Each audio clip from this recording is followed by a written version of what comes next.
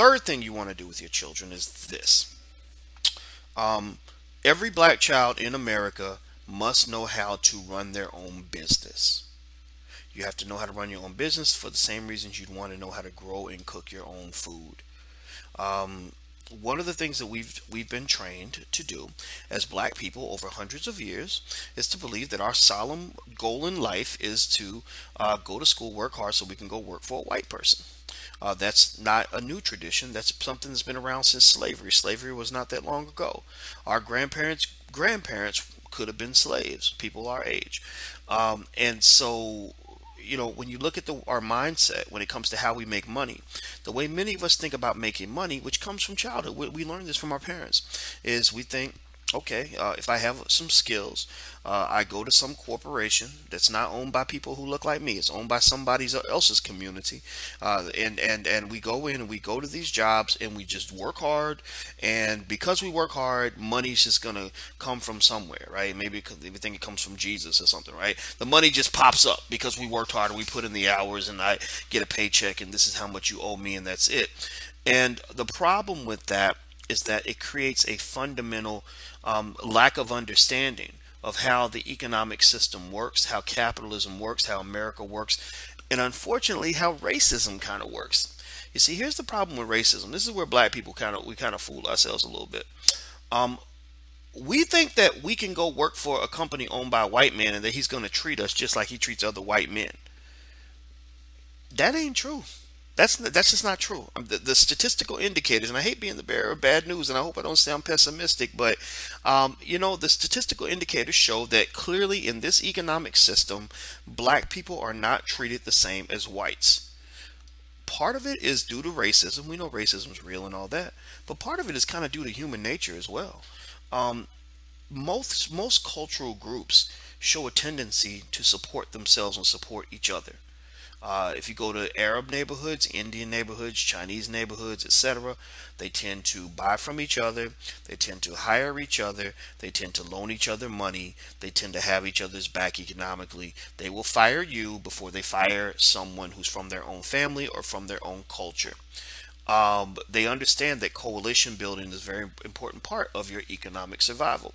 So for black people, in order for us to solve our persistent unemployment problem, because our unemployment rate tends to be twice as high as it is for whites, for black people to solve our persistent unemployment problem, we absolutely positively must find a way to create businesses in our communities. We must do that because the thing about it is that another thing statistics show is that when white organizations get to about 6-7% black, the perceived value of those organizations starts to decline. People, for whatever reason, white and black, start to see those organizations as being, lower quality and just not as good, and so there tends to be a barrier at that point. Well, 6 to 7% is not enough to support the masses of black people, and we're 13% of the population. So, even though there are a few of us who get those jobs at those white companies, maybe we get to be that one black manager out of 200 people. The majority of us never get in the door. So your child needs to be prepared for this. Needs to be prepared for what can only be described as economic warfare. The economic warfare shows itself in the sense that that other people are making money off of black people. Other people are manipulating black people to extract wealth from black people. Other people are keeping black people away from specific opportunities. And so, if you come into this situation naive, imagine showing up to a fight and you show up not only without any weapons, you are defenseless, and you don't even know there's a fight. What's going to happen to you? You're going to get hit upside your head. And that's what happens. We go into the economic system and get hit upside our head because we're not even ready for the fight that's coming. We just think, oh, it's kumbaya, racism's over, Jim Crow is done, and civil rights movement, Martin Luther King and Barack Obama, black president, everything's good. And then next thing you know, you've got this advanced degree from some prestigious university, and you can't get a job, and you don't understand why. Everybody tells you you're overqualified, underqualified, you're not the right fit, and they don't explain why.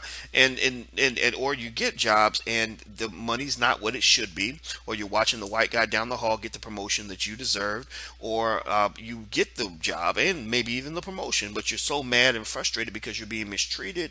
You're sort of being forced to behave in certain ways, and it makes you uncomfortable, makes you unhappy, makes you miserable. You don't want your child to go through that. A lot of you who are watching this, you know what I'm talking about. You've gone through that. I want you to stop for 1 second and just think. Let's close our eyes for a minute. Just think for a second. Think about one time in your life where you went to work every day and didn't want to be there, where you were being treated unfairly and just going through hell. Just think about that for a second, and think, and then ask yourself: do I really want my kids to feel the pressure of that kind of economic trap? Do I want my kids to go through that? No, you don't. No, you don't.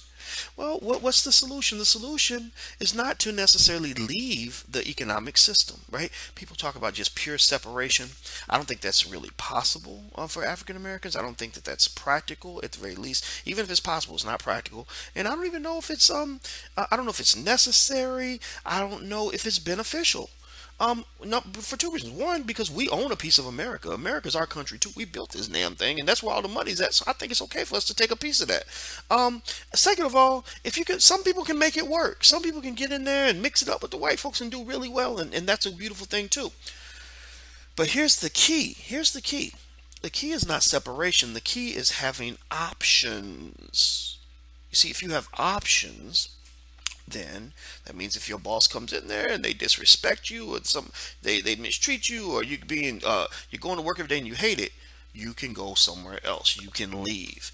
And or if you have alternative streams of income, maybe because you have a job and you have two or three side hustles, two or three investments in side hustles, right? You found other hustlers who don't have jobs. I've seen people do this. I've seen people who have a full-time job and they just take their extra money and invest in people who don't have jobs. And they say, okay, well, you don't have a job here. I'm gonna give you money to start this business, doing this thing that I would be doing if I had the time. So I'm gonna go work for the man, and I'm gonna bring that money back. I'm gonna invest in your business. You make money. You give me half. I've got an extra stream of income. I've seen that happen quite often. So teach your children these dynamics, these economic dynamics. We have a campaign actually called Plant the Seed. We're moving it out fall of 2015, so or late fall, early winter, I guess, of 2015. So if you're watching this and it's 2016 or something, you could probably Google it. But if it's not 2016, you can't Google it because it's probably not out there yet.